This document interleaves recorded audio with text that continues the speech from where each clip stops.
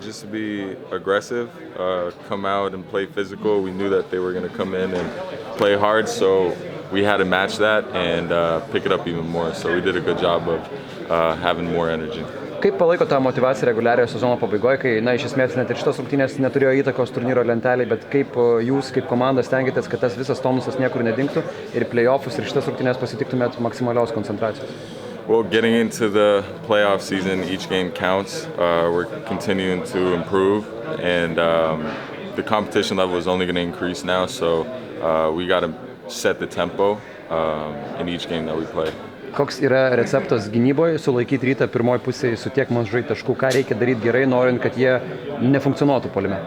I think, first of all, ball pressure and making them uncomfortable, and then second chance points, we did a good job of limiting them in the first half. I think in the second half we got a little bit loose with that, and that's something we can improve on, and we will. Tas trečio kėlinio Vilniečių spurtas, kai jie kiek sumažino atsilikimą, iš ko jis kilo, ar tai kažkoks natūralus atsipalaidavimas po susikrauto pranašumo, ar kas buvo? Yeah, I think they just out-hustled us with second chance points. I think they were attacking the glass extremely hard, and that caused free throws, easy baskets, so we just got to lock in on that and clean it up.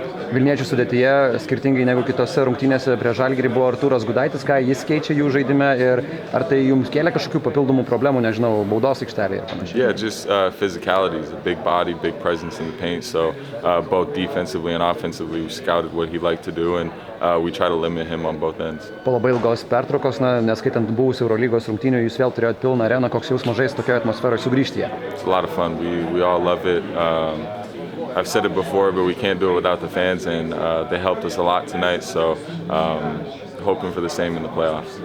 Sudėtingas rungtynes Rudaitis Radzevičius, naudingiausias Ryto žaidėjas, gal gali pasidalinti, koks buvo planas į startą? He's a great player, so we knew we had to lock in on him and make him uncomfortable.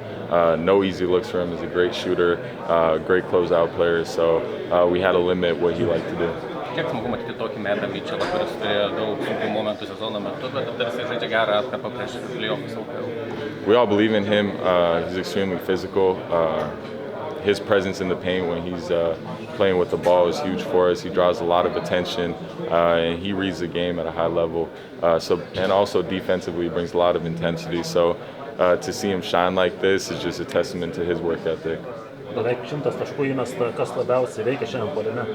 I think we were moving the ball really well and just pushing it as fast as we could, especially off of a rebound, just playing in transition, playing free, and just moving the ball.